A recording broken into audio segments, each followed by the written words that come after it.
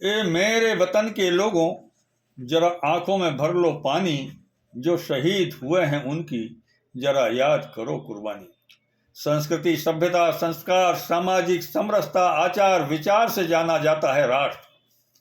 अटल बिहारी वाजपेयी ने कहा था, राष्ट्र कोई जमीन का टुकड़ा नहीं, यह तो जीता जागता राष्ट्र पुरुष है।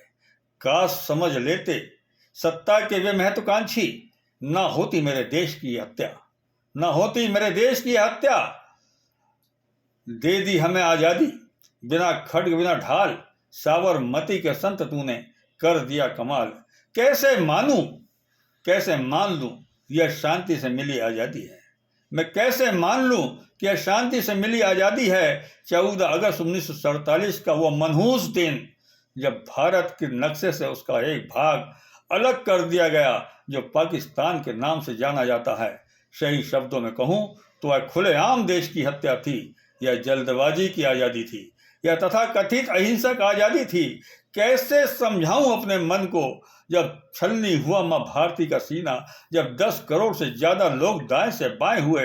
भारत विभाजन में सरेआम कत्लेआम, जिसमें हजारों नहीं कई लाख लोगों का कत्लेआम हुआ। फिरंगियों के साथ एक लंबा संघर्ष, इस ऐतिहासिक सत्य को जानने और समझने की आवश्यकता है।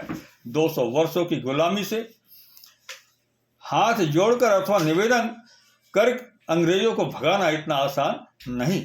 सच तो यह है, 1857 से 1942 के बीच क्रांतिकारियों ने ब्रिटिश हुकूमत की कमर तोड़कर रख दी थी। क्रांतिकारियों का जुनून ही तो था कि मंगल पांडे से लेकर सरदार भगत सिंह, चंद्रशेखर आजाद, बटुकेश्वर दत्त, जिन्होंने केवल 20-22 साल की उम्र में देश की आजादी के लिए अपने प्राणों की आहुति दे दी। रंग दे बसंती चोला, मेरा रंग दे माँ के साथ माँ भारती की माटी को माथे से लगाते हुए फांसी के फंदे को चूम लिया, तब कहना पड़ता है 1857 से लेकर 1947 के बीच आज़ादी के लिए जितने भी प्रयत्न हुए, उन क्रांतिकारियों और शहीदों की उपस्थिति सबसे ज़्यादा और प्रेरणादायी सिद्ध हुई। तब क्या शिक्षित, क्या अशिक्षित, क्या शहरी, क्या ग्रामीण, क्या वनवासी, हर वर्ग और हर क्षेत्र से मातृभूमि पर मर मिटने वालों का कारवा, भावनाओं से सराबोर देशभक्ति का ऐसा जुनून, मैं कह सकता हूं हर भारतीय के लिए प्रातः स्मरणीय है। वे सब हर भारतीय के लिए प्रातः स्मरणीय है।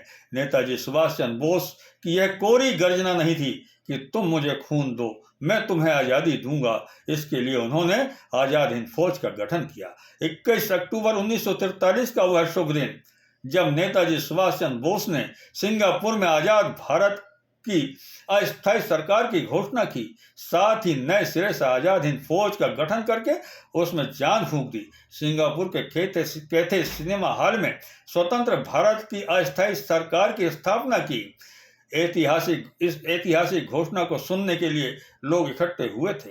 हाल खचाखच भरा हुआ था, लोगों को खड़े रहने के लिए इंच भर भी जगह शेष नहीं थी। नेताजी सुभाष चंद्र बोस शाम 4 बजे मंच पर आए।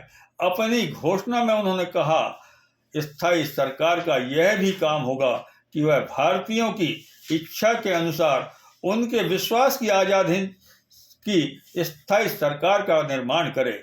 30 दिसंबर 1943 अंडमान निकोबार द्वीप समूह से अंग्रेजों का झंडा यूनियन जैक निकाल फेंका और अपना आज़ाद हिंद फौज का झंडा फहरा दिया। आज़ाद हिंद फौज की सरकार व देश के प्रधानमंत्री के रूप में नेताजी सुभाष चंद्र बोस को सर्वप्रथम जापान से समर्थन मिला। प्रदूषित इतिहास चाहे जो बोले, मेरा मानना यही है कि यह वह वक्त था जब अंग्रेजों को के पैरों के नीचे से जमीन खिसक गई।